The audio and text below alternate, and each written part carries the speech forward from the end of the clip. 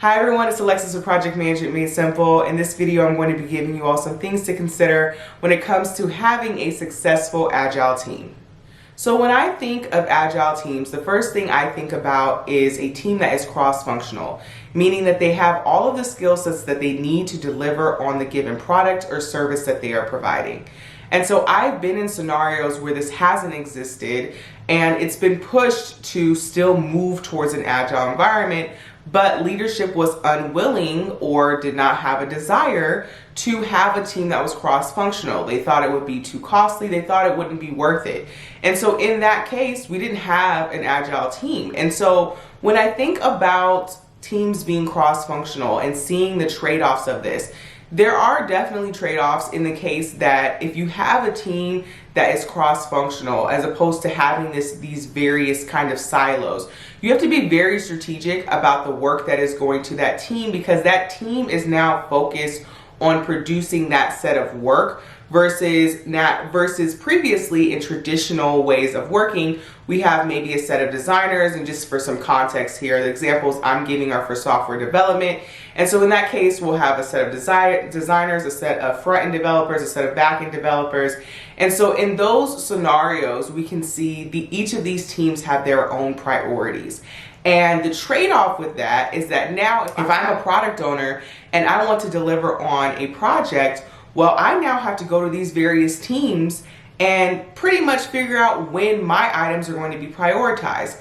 It's not very efficient versus if I have a cross-functional team and I, as the product owner, determine what the priorities are. Well, now I can have more flexibility and also more predictability around when certain things are going to be done.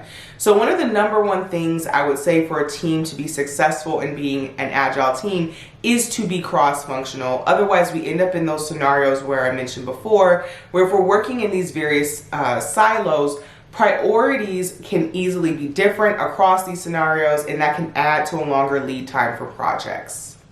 So another aspect to consider, and this might be a controversial thought, this is just my personal opinion, is that there needs to be enough time for teams to collaborate with each other. And specifically what I'm talking to is those scenarios in which we have offshore teams. Now, having offshore teams in the IT space is nothing new. And from my personal experience, the biggest challenge, or one of the biggest challenges, is not having enough time to collaborate. I've worked with so many people who that becomes the challenge, because if you're expected to work at 10 p.m. at night, I'm just gonna say the average person is probably not going to be as productive at 10 p.m. at night as they are as 2 p.m. in the afternoon. And that is something that simply cannot be overcome by technology. That is a constraint of being a human being, that we sleep at night and we're awake during the day, right? And so there have been ways that I've seen teams try to overcome this by, some teams will work in the evenings or the early evenings, and then other teams to just kind of help with that. And then other teams are maybe working in the mornings and that kind of thing. But ultimately, when I've seen successful Agile teams, I've seen this as a result of teams having enough time to collaborate. One of the things that comes out as a part of Agile principles is face-to-face interaction, which I don't necessarily think that we have to be face-to-face. But I will say the piece about, people and interactions over processes and tools. And also working software over comprehensive documentation. And so to have working software, we need to have collaboration. Team members need to talk about each other. I don't care how much we document. It is something that I've seen it everywhere. Documentation gets outdated quickly. It is just something. You have some organizations that will have people who their roles, or individuals who their roles is solely documentation. And you can see that as a form of it being so easy for that to become something that is not prioritized. And this is not an argument to prioritize documentation. If anything, this is an argument to prioritize collaboration and what happens when we don't have enough collaboration. So I would say for a team to be successful at being Agile, they need to have enough collaboration time, and that's going to vary per team. But definitely being able to accommodate that, so that, for instance, if someone's working in the daytime, someone's working in the evening, if there's questions that go unanswered, it's easily a day of productivity that is lost. And that is not something that I think is always handled best by a process, but rather something that is handled more so by having the means to communicate in the first place, and having a system of having that constant flow of communication.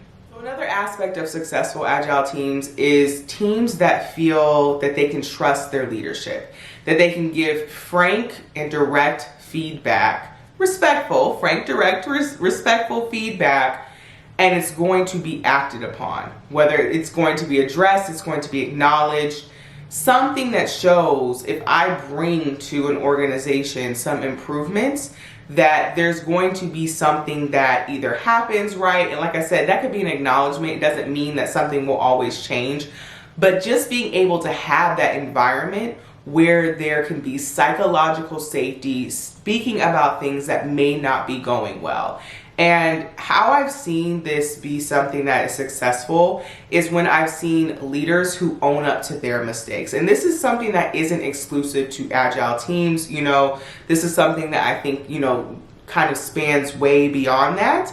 But in this context, it's important because transparency and trust, these are all aspects, regardless of whatever Agile framework you choose, that are important to a team's agility. Because if we can't speak openly about the things that are going wrong and the things that can be improved, then we're going to be hindered in our ability to move as quickly and as effectively and efficiently as we desire to. And finally, another aspect of setting up a team to be successful in being an Agile team is training and ongoing support. So when we think about training, you know, you might initially have this thought process of consultants who come in for 2 to 3 months and they bring everyone through these boot camps. And don't get me wrong, those can be great. I'm actually a product of that. When I first learned about Agile, and particularly Scrum, I was invited at my job at the time to attend a 3-day boot camp. And I will say it was quite overwhelming at first when I think back to that. And because here's the thing about working with an Agile mindset, it changes. It is a change from our usual way of working. And a lot of it overlaps with project management and how we conduct projects.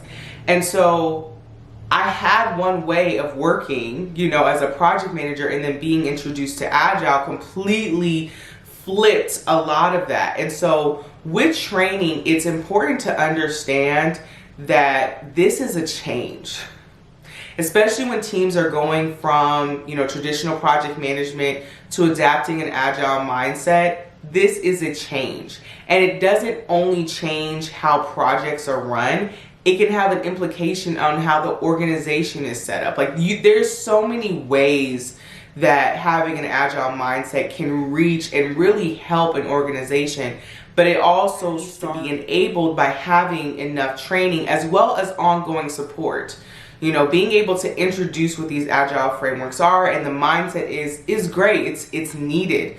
But also having that ongoing support of team coaches, whether that looks like a ScrumMaster or, you know, a coach for a Kanban team, someone who really understands and embodies what that Agile mindset is, that can coach a team through it. So also the importance of having a strong Agile coach, whatever that looks like in your organization. Like I said, Scrum, Kanban, XP, all these different frameworks, whoever can aid the teams through that delivery process is going to be crucial in enabling them to be successful. So this is a video illustrating some of the things that I think teams need to be successful Agile teams.